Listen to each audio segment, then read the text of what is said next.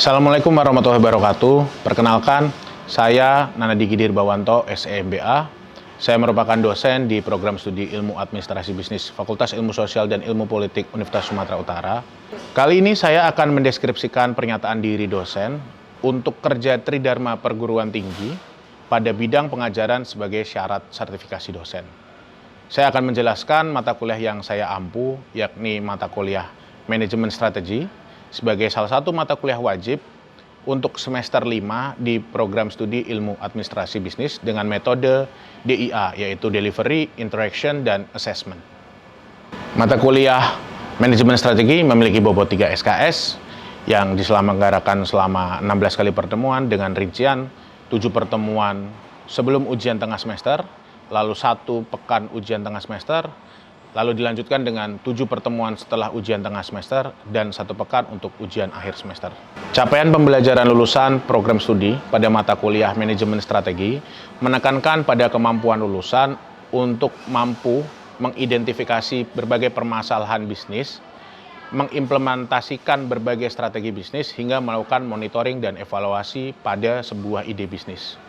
Sementara pelaksanaan mata kuliah Manajemen Strategi memiliki capaian pembelajaran mata kuliah, yaitu mahasiswa mampu mengerti dan memahami tentang dasar-dasar manajemen strategi, melakukan formulasi strategi, mengerti bagaimana konsep dasar strategi pada perusahaan, hingga melakukan implementasi, sampai yang terakhir adalah mampu menjalankan berbagai strategi pada sebuah ide bisnis, sehingga mahasiswa mampu memiliki usaha sendiri.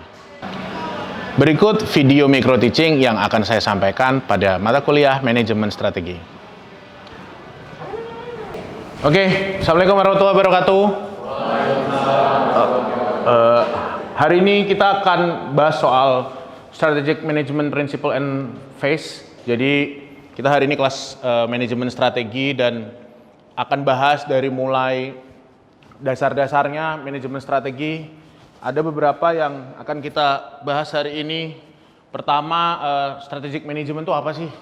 Jadi pertama kita akan lebih banyak diskusi sebenarnya kalau kita bicara manajemen strategi. Terus yang kedua, dasar-dasar dari strategi perusahaan, corporate strategi.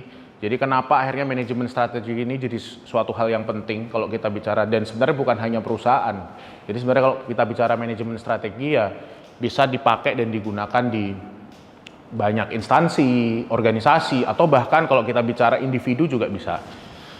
Terus yang ketiga kita akan bahas soal phase-nya. Jadi fase-fase manajemen strategi itu apa aja sih yang bakal harus kita lakuin kalau kita bicara manajemen strategi. Yang terakhir evolusi manajemen strategi, karena sebenarnya ya mengingat sekarang apalagi dengan teknologi yang semakin maju, manajemen strategi itu pasti berubah, dari tahun ke tahun tuh pasti berubah. Manajemen strategi itu apa sih definisinya? Pertama, konsep utamanya adalah strategic management involve understanding key elements such as vision, mission, objective, and core competency that shape on organization direction and effectiveness.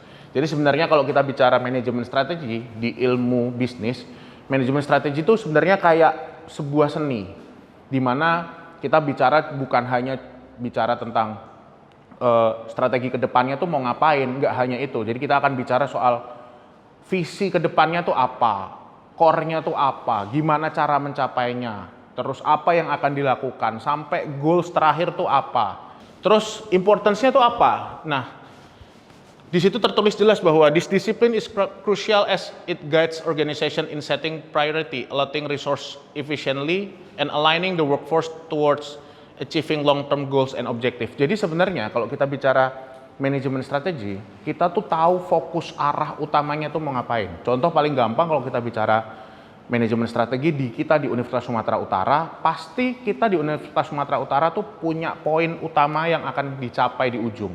Kalau kita bicara di Universitas Sumatera Utara, sekarang kita lagi mau berubah jadi entrepreneurial university. Nah, itu adalah goals paling ujungnya. Bicara lain lagi mungkin ada beberapa poin. Kalau ada program, misalkan program kreativitas mahasiswa, ada program kewirausahaan mahasiswa, ya itu adalah salah satu contoh program-program yang akan dibuat atau sudah dibuat untuk mencapai goals-nya adalah entrepreneurial university.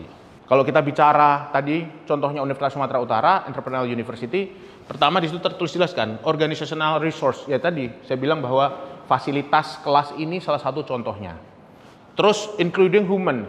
Human-nya kenapa? Ya berarti secara mindset akan berubah. Akan ada pelatihan untuk sumber daya manusianya atau sekarang mungkin lebih disebut human capital-nya. Jadi kalau kita bicara financial, poin dan program mana yang paling banyak akan difokuskan. Terus bicara soal teknologi, begitu juga sama. Sekarang kalau kita contoh, kita di ruangan ini sudah pakai TV yang bagus, AC dingin, tempat duduk bagus. Nah, ini adalah contoh bahwa teknologinya juga harus dimanfaatkan. Biasanya kalau kita bicara long term planning, itu kayak visi yang rata-rata adalah hampir impossible to reach. Jadi biasanya hampir nggak bisa dituju, tapi tujuannya jelas. Kalau kita nggak punya long term planning, sudah banyak sekali perusahaan yang akhirnya terbukti di situ-situ aja, akhirnya kalah bersaing. Jadi kalau kita bicara ini, aligning resources sama long term planning, ini saling berhubungan. Karena titik ujungnya di mana, ya itu akan difokuskan, baik itu human capitalnya, financialnya, bahkan teknologinya. Nah, ada beberapa challenge yang paling jelas kalau kita bicara, kita lihat di sini ya. Pertama kita cek bahwa di sini ada market dynamic yang secara berubah-ubah. Hampir kalau kita bicara pasar tuh berubah. Pasar tuh betul-betul totally berubah. Kalau dulu orang mau belanja harus kemana? Pasar, harus datang kan. Sekarang kan orang ada transportasi online, ojek online yang akhirnya bisa beli. Ada juga banyak yang sudah menyediakan akhirnya layanan pengantaran sendiri. Jadi ada poin penting nih, require agile strategic response. Maksudnya apa? Ada yang tahu nggak kira-kira? Agile strategic response, jadi akhirnya respon strategi yang mau dibuat terkait dengan kondisi yang ada sekarang di masyarakat itu harus dengan cepat. Baik itu perusahaan ataupun instansi atau apapun itu harus merespon kondisi keadaan dengan cepat. Kalau dulu di zaman saya SD, hari Minggu malam saya minta sama orang tua saya, Bu, besok harus bawa ini. Orang tua saya marah kan. Zaman sekarang orang tuanya dikasih tahu, yaudahlah pesen aja di Gojek. Tadi saya udah bilang kan, orang tuh rata-rata nggak mau lagi repot. Datang ke mall tuh repot nggak? Repot. Orang harus keluar rumah, effort dia di jalan bermacet-macetan, apalagi kita yang tinggal di kota besar. Yang ketiga apa? Nyari parkir juga susah. Yang keempat, kemungkinan biaya yang timbul lebih mahal. Bensin, makan, parkir, masuk tol. Akhirnya orang milih beli lewat apa? E-commerce. Makanya rata-rata brand-brand itu sekarang jualan di e-commerce. Ini adalah contoh bahwa merespon strategi dalam rangka market pasar yang semakin dinamis. Itu contoh yang paling nyata. Terus kita bicara technological change. Ini yang akhirnya banyak sekali merubah pasar. Kalau tadi bicara dari sini, inilah salah satu jawabannya ke sini. Kenapa? Ya tadi, akhirnya rata-rata perusahaan memanfaatkan teknologi kan. Severa tuh punya aplikasi yang kalau kita ngecek, oh blast on-nya warna apa ya, mereka punya AI kayak gitu. Nah, itu salah satu contoh bahwa rapid technology advancement can disrupt industry. Jadi industri lain itu kalau nggak agile sama teknologinya, itu akan kalah. Nah, banyak perusahaan yang akhirnya memanfaatkan teknologi biar dia nggak kena disrupsi. Jadi ini yang penting. Di sini tertulis jelas, forcing organization to innovate and adopt their strategy to leverage new tools nih. Leverage new tools and methods effectively. Makanya akhirnya memanfaatkan teknologi.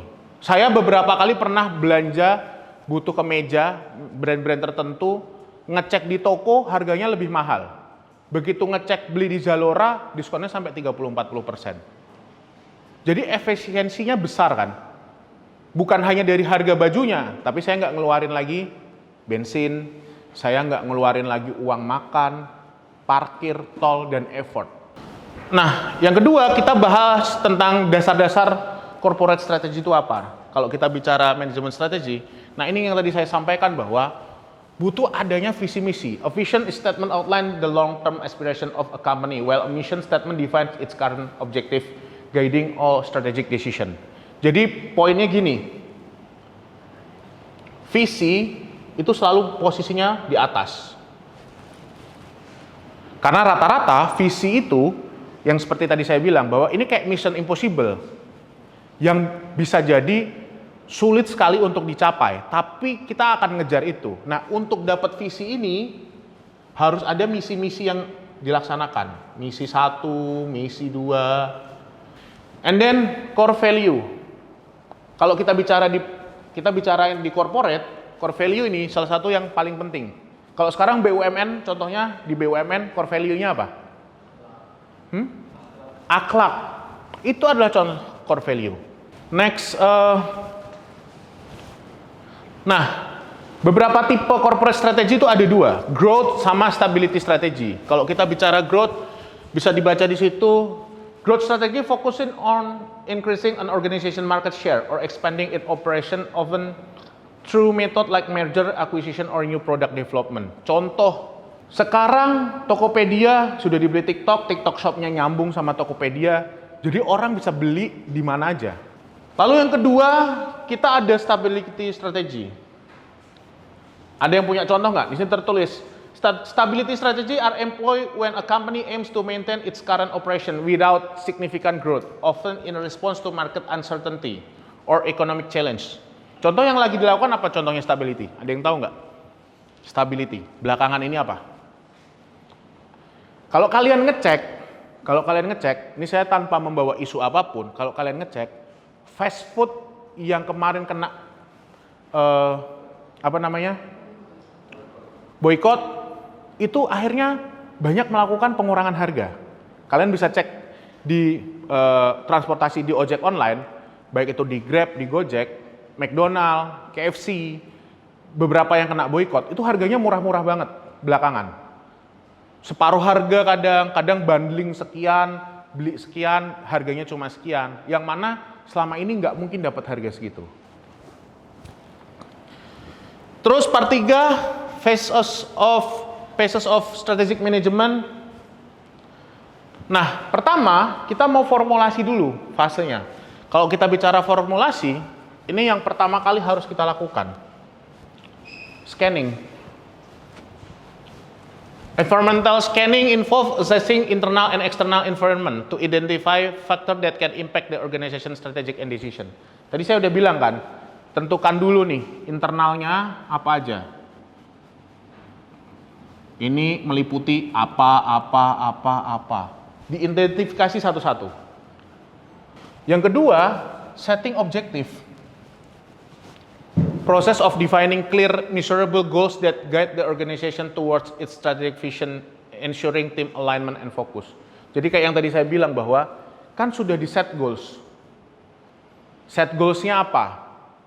Nah, inilah yang harus dibuat. Setelah kita scanning, baru kita tentukan objektifnya. Objeknya nih habis ini ngapain ya? Setting goals-nya. Habis itu, tadi udah formulasi awal, udah scanning, udah tahu setting goals-nya. Baru kita masuk ke implementasinya. Implementasinya tadi yang seperti yang saya bilang, resource allocation, time, money, personnel to successfully execute strategic initiative within an organization. Jadi kayak tadi saya bilang, ternyata kok banyak banget ngabisin kertas ya. Oh, berarti mungkin paperless sekarang harusnya. Bisa pakai apa? File PDF dikirim, nggak banyak pakai kertas, tanda tangan nggak harus tanda tangan. Karena kan sekarang e-materai sudah ada, e-sign sudah ada, TTE tanda tangan elektronik sudah ada, itu bisa dimanfaatkan. Resource allocation-nya. Involves tracking the effectiveness. Implement strategy using performance indicator. Jadi misalkan apa? Oh, udah dilakukan di alokasinya, habis itu dicek KPI-nya sampai sejauh mana, key performance indicator-nya. Ternyata poin program A kok indikatornya kok hasilnya kok rendah ya. Berarti ini nggak efektif. Harus dilakukan apa ya? Kayak gitu. Jadi tahu gitu, ada pengukuran yang tepat bahwa ini mungkin nggak sesuai, ini mungkin nggak efektif. Atau ternyata akhirnya, oh ini harusnya digabung aja biar efektif. Next. Nah terakhir adalah evaluasi. Ada performance metric, ada revising strategy. Tadi saya udah bilang bahwa performance metric ya quantifiable measure to use to assess the success and impact of the strategy. Jadi dicek kan, di assessment kan, dinilai kan. Misalkan paling gampang kalau kita perusahaan penilaiannya dari mana? Oh, sudah melakukan iklan ini A, B, C, D, E. Terus dibandingkan sama hasil jualannya, salesnya. Oh, ternyata KPI-nya nggak tercapai. Berarti yang kedua harusnya dilakukan apa? Revise. Oke, jadi tadi kalau kita bicara performance, metriknya sudah dinilai, setelah selesai dinilai, dia akan di-revise. Misalkan ternyata nggak efektif dari perhitungannya. Kalau tadi kita bicara base-nya KPI-nya apa? Sales misalkan. Atau misalkan KPI-nya ada kerjasama, berapa nilai kerjasama yang dihitung? Oh ternyata nggak sesuai, ya akhirnya di-revise, diganti. Disesuaikan, kira-kira strateginya berarti nggak efektif nih. Diganti dong akhirnya. Gimana caranya biar sesuai dengan KPI-nya. Pembahasan terakhir yaitu evolusi manajemen strateginya. Jadi kalau kita sudah bicara semuanya, kita harus tahu bahwa di early teorinya, strategic management itu cuma laid the groundwork for modern practices. Focusing on concepts such as competitive advantage and resource allocation that are still vital today. Jadi awal mulanya itu cuma oh ya udah kita fokus di sini. Difokuskan di suatu titik yang memang mau lagi jadi goals-nya. Habis itu mereka akan mati-matian di situ. Itu awal mulanya. Karena kita bicara strategi awal, mana yang paling menguntungkan itu yang dikejar. Nah, di modern development itu sekarang udah beda. Bedanya apa? New idea and framework, embracing adaptability and responsiveness to change in the business environment. Jadi apa? Penggunaan teknologi tadi, kalau kita bicara sekarang. Akhirnya berubah kan strateginya. Dulu kan perusahaan tuh berlomba-lomba ngiklan di mana? TV, nyari prime time. Sekarang mana ada lagi? Sekarang perusahaan ngiklannya di mana? Sosial media. Ada lagi? YouTube. Setiap kalian dalam nonton satu waktu video YouTube, itu kan biasanya ada 4 kali iklan. Belum cuma sampai situ. Instagram tadi kan sosial media kita bahas. Terus yang lain lagi paling penting sekarang ngiklannya di mana lagi? Paling banyak. Layanan berbayar yang lain. Spotify, layanan-layanan yang banyak juga kan orang yang menggunakan layanan nggak mau bayar, akhirnya milih dengerin iklan. Dan kalau diulang-ulang itu efektif sekali sebenarnya. Nah, terus tadi kita bicara kan soal cara-caranya, bicara soal internal, eksternal. Ada beberapa, saya cuma ngambil 2 contoh aja. Pertama, SWOT analysis, sudah sama-sama tahu kita strength, weakness, opportunity, threats. Itu untuk kita ngecek internal. Dari internal, kita ngecek internal, oh apa sih kelebihan kita, kekurangan kita apa, peluangnya apa, terus ancamannya apa. Ini salah satu cara-caranya. Habis itu kita bicara Porter's 5 Force. Model analysis competitive environment of an industry, examining factors like rivalry and buyer power. Jadi kita ngecek buyer power, terus ngecek juga market dinamiknya sampai mana, ngecek soal kompetitif strateginya sampai bagaimana. Nah, ini sebenarnya contoh-contoh model yang bisa kita pakai kalau kita bicara manajemen strategi. Nah, lanjutannya trend shaping future strateginya adalah kan trennya berubah ya. Trennya berubah dari konvensional jadi digital. Makanya ada digital transformation. Reshaping business by integrating digital technology. Tadi kita udah bahas kan. Mergernya Tokopedia sama TikTok. Akhirnya kan stream revenue-nya jadi banyak nih. Paylater TikTok ada, dipakai bisa. Jualan di TikTok orang tinggal ngeklik ternyata ngelink sama Tokopedia. Semudah itu orang untuk jualan. Kalau kita bicara sustainability, perusahaan, organisasi atau apapun itu berharap customer-nya nggak lari kemana-mana. Contoh yang paling bagus kita bicara sebenarnya adalah Apple. Kenapa? Karena kita dikunci. Kalau kalian yang pakai Apple, environment-nya tuh dikunci sebenarnya. Orang yang pakai iPhone akhirnya beli MacBook, akhirnya beli iPad, akhirnya beli AirPods. Karena dikunci. akhirnya sustain kan, orang pakai terus. Dan mereka terkenal karena tahan lama kalau dipakai. Nggak segampang berubah kayak Android kan. Android itu kan rata-rata 2-3 tahun OS-nya udah lemot. Terlalu cepat perubahannya. Nah, sustainability inisiatif itu banyak dipakai sama Apple, contoh paling gampang. Jadi orang akhirnya pakai produk mereka terus. Ada lagi contohnya kalau perusahaan teknologi yang sustainability, Microsoft contohnya. Kalian yang pakai laptop, komputer, pasti punya ada MS Office-nya kan? Sampai detik ini jarang sekali saya lihat orang pakai Linux misalkan. Rata-rata pasti pakai MS Office. Karena akhirnya kita nggak ada pilihan lagi. Makanya mereka sustain terus. Oke, terima kasih. Cukup sekian pembahasan kita hari ini. Kita mulai sesi diskusinya ya. Mungkin ada yang mau bertanya. Oke, Balkis. Oke Bang, terima kasih Bang. Saya mau bertanya Bang, mengapa dinamika pasar atau market dynamic menjadi tantangan utama dalam manajemen strategis dan bagaimana perusahaan dapat meresponnya secara efektif? Oke, ini dikumpulin dulu aja ya pertanyaannya ya. Next question. Oke, Nikita. Tadi kan ada dibahas Bang soal two types of corporate strategies. Yang pertama ada growth strategy sama stability strategy. Ini agak berhubungan juga sih sama long term planning tadi. Pertanyaannya tuh kan kayak McD tadi, they choose buat nurunin harganya yang tadi Abang contohin. Sebenarnya ada nggak sih indikator-indikator khusus yang nentuin kapan si perusahaan itu tuh sebaiknya pakai strategi yang growth atau pakai yang stability? Makasih Bang. Oke, thank you. Saya kumpulin dulu pertanyaannya. Oke, pertanyaan ketiga ada lagi yang mau bertanya? Oke, Topan, pertanyaan ketiga terakhir ya. Iya Bang, izin Bang bertanya Bang. Bagaimana hubungan antara alokasi sumber daya dan monitoring progres dalam strategi implementasi yang sukses? Oke, terima kasih. Saya jawab satu-satu ya. Kita mulai dari Balkis. Tadi kenapa dinamika pasar itu jadi salah satu yang penting. Kita bicaranya simple aja. Kalau di perusahaan, kenapa dinamika pasar yang penting? Karena perusahaan mau nggak mau berubah dan adaptif itu ngikutin environment. Ngikutin environment itu environment apa? Ya market environment-nya. Pasarnya. Jadi kalau kita bicara kenapa dinamika pasar jadi penting, perusahaan tuh tahu mau adaptasinya kemana. Kan tadi ada contoh nih, dinamika pasar yang paling gampang. Sekarang rata-rata orang jualan food and beverage, makanan apapun, itu kan rata-rata sekarang nggak ada lagi orang yang ngomongin, kita kalau mau usaha buka misalkan kafe, kalau zaman dulu kan orang rata-rata jualan makan dan minuman, itu kan nyari, tempat yang strategis dong, di pinggir jalan dong. Zaman dulu kan kayak gitu. Kenapa zaman dulu kayak gitu? Karena berharapnya orang kita ngelewatin kita itu tempat kita yang paling rame dilewatin orang,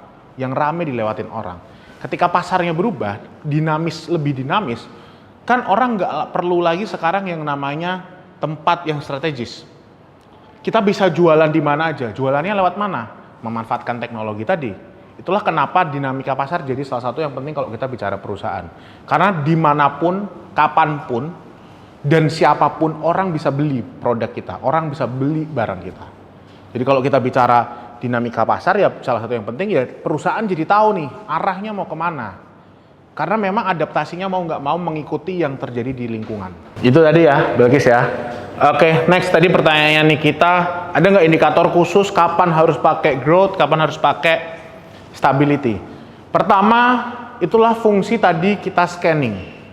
Scanning baik itu internal ataupun eksternal. Kalau kita bicara indikator, pertama indikatornya kita bicara soal kondisi ekonomi nasional.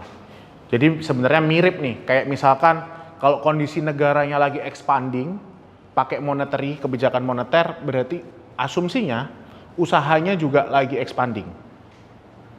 Jadi kalau kita negara itu lagi monetary, kebijakannya moneter, itu biasanya negaranya secara ekonomi, negara lagi spending, negara juga lagi banyak uang berputar. Kalau ingat di tahun, mungkin kalian banyak yang masih umur-umur SD ya kali ya, SD SMP, di zaman pemerintahan Pak SBY, itu banyak sekali kondisi di mana orang itu dapat pinjaman KUR, kredit usaha rakyat. Disitulah waktu yang tepat growth. Karena negaranya lagi expanding juga. Berharapnya adalah uang berputar lebih banyak. Di situ juga Pak Jokowi periode pertama juga serupa, expanding. Kalau negaranya lagi fiskal, contohnya fiskal itu adalah penarikan pajaknya lebih gede. Itu di periode Pak Jokowi kedua, karena kondisi apa? Ada COVID, perputaran uang nggak banyak, berarti kita harus bertahan. Berarti paling nggak harus stabil dulu. Nah, kalau kita bicara sekarang, sebenarnya indikatornya terpisah. Kenapa terpisah? Karena ada perusahaan yang harus sustain dengan menerapkan stability, ada perusahaan yang memang lagi growth. Nah, indikator yang paling gampang apa? Ya kondisi marketnya. Makanya tadi kalau bicara soal Balkis, pertanyaan Balkis, kenapa pasar yang dinamis jadi salah satu indikator yang penting? Nah, itulah patokan pertamanya. Tinggal kita lihat nih usahanya apa indikatornya. Jadi kalau menurut saya indikator yang paling mumpuni dan harus kita lihat dan betul-betul kita analisis adalah kondisi eksternal. Tapi tidak menutup kemungkinan kondisi internal. Bisa jadi secara internal kita lagi bleeding. Makanya pertama kalau kita bicara indikator pastinya apa, nggak ada. Tapi yang pertama kita scanning dulu nih. Scanning dulu kondisi internal gimana, kondisi eksternal gimana. Dari situlah kita tahu akhirnya menentukan arahnya gimana. Itu tadi ya, ini kita ya. Next, terakhir pertanyaannya Topan, hubungan antara alokasi sumber daya sama monitoring progress. Jadi gini, kalau kita bicara alokasi sumber daya dan monitoring progress, kita kan bicaranya soal MONEV nih, monitoring dan evaluasi. Ternyata kita mau revise strategi nih. Misalkan ternyata strateginya nggak efektif, strateginya kurang mendukung mencapai tujuan. Nah akhirnya alokasi sumber dayanya kan akan berubah, di revise strateginya, direvisi. Jadi yang misalkan awalnya, tadi kan kita cerita ya, kita bicara soal iklan tadi contoh paling gampang. Mana ada lagi orang iklan di TV? Ternyata iklan di TV udah nggak efektif nih. Alokasinya kan berubah akhirnya. Oh ternyata nggak efektif lagi iklan di TV. Alokasi sumber dayanya secara uang ngiklannya berubah. Kita jangan lagi ngiklan di TV. Kita bagus pakai misalkan, contoh, pakai KOL misalkan. Atau ternyata kita lebih efektif pakai YouTube. Atau di layanan streaming berbayar. Akhirnya direvisi, alokasinya berubah secara sumber daya. Itu baru kalau kita bicara uang ya. Kalau kita bicara alokasi sumber daya yang lain, misalkan orang, ternyata kita harus nempatin orang yang lebih tepat nih posisinya. Oh harus diganti ini posisi, misalkan bapak ini ternyata jagonya finance. Kan nggak mungkin yang jago finance ditempatin sebagai HRD. Nah itulah contoh kenapa secara alokasi sumber daya itu harus sesuai dengan monitoring progressnya. Gitu Topan. Jadi kita ngelihat ada indikator kenapa ini dilakukan. Oh ternyata revisi. Berarti sumber dayanya kita alihkan ke tempat yang memang jadi goals dan tujuan kita. Gitu ya Pan. Oke, paham ya? Oke, terima kasih ya. Cukup sekian perkuliahan kita hari ini. Diskusinya cukup menarik. Tadi ada beberapa pertanyaan yang juga pastinya kalian pasti sudah akrab mendengarnya dengan keseharian kalian. Apalagi kalau kita bicara banyak perusahaan yang mungkin produknya banyak kalian pakai hari-hari. Saya mau minta satu orang dong yang kira-kira bisa kasih kesimpulan apa sih pembahasan dan diskusi kita hari ini. Silahkan, siapa yang mau? Oke, Modesta silahkan. Oke, yang saya dapat dari Abang dari tadi menjelaskan mengenai manajemen strategi, Bang. Yaitu sebuah seni dalam perusahaan itu menggunakan atau merencanakan langkah-langkah untuk mencapai keberhasilan yang akan dicapai di masa depan.